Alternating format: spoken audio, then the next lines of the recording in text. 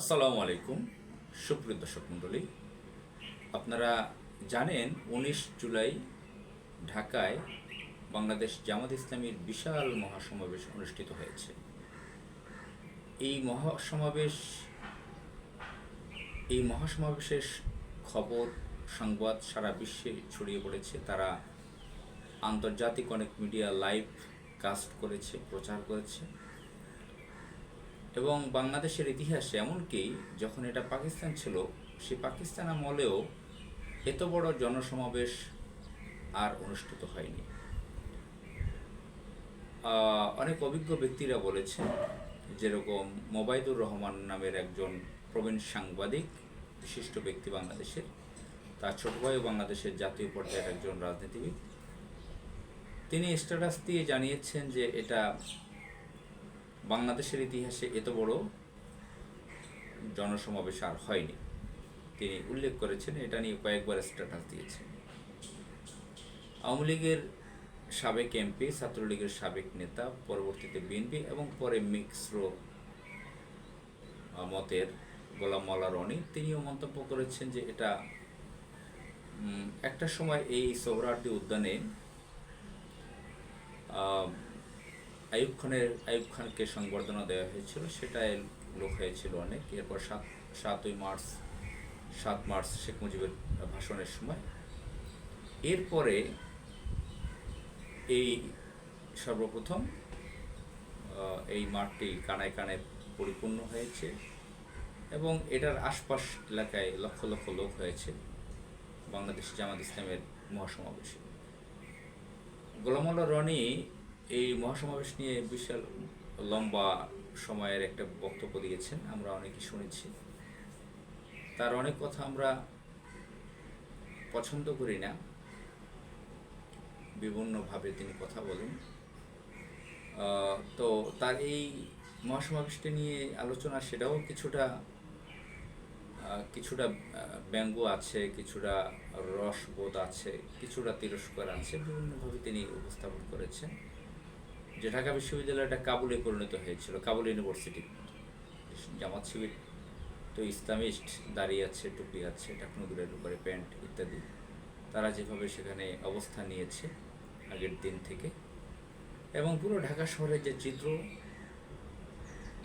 তিনি এটা বর্ণনা দিয়েছেন, সেদিকে যাচ্ছি না, অনেক লম্বা কথা বলেছেন। যাই হোক, আমরা দেখেছি সোহরাওয়ার্দী উদ্যানে, আমরা গিয়েছি, সোহরাওয়ার্দী উদ্যানে যে লোক হয়েছে তার 3 থেকে 4 গুণ বেশি লোক ছিল এই ময়দানের বাহিরে, উদ্যানের বাহিরে।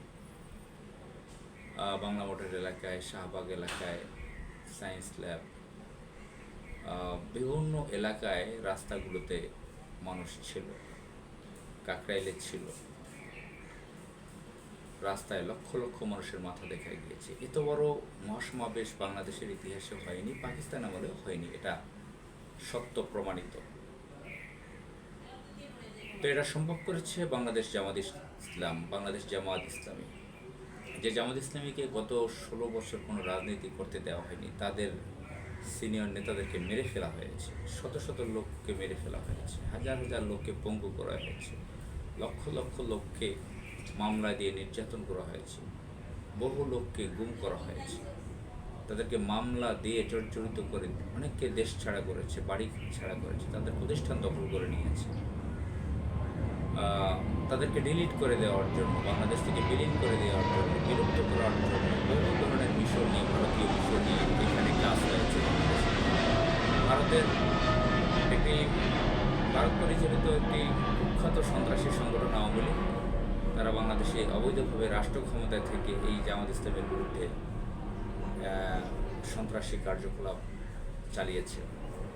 এখন যেটা বলতে চাচ্ছি যে এই জামাত ইসলামের বিরুদ্ধে দিল্লির হয়ে বড় মিশন নিয়ে কাজ করছে ডেইলি স্টার, প্রথম আলো মিডিয়া। ডেইলি স্টার, প্রথম আলো, আপনারা জানেন যে তারা বাংলাদেশে ইসলামিস্টদেরকে সহ্য করতে পারে না, তারা দিল্লির এজেন্ট হিসেবে পরিচিত।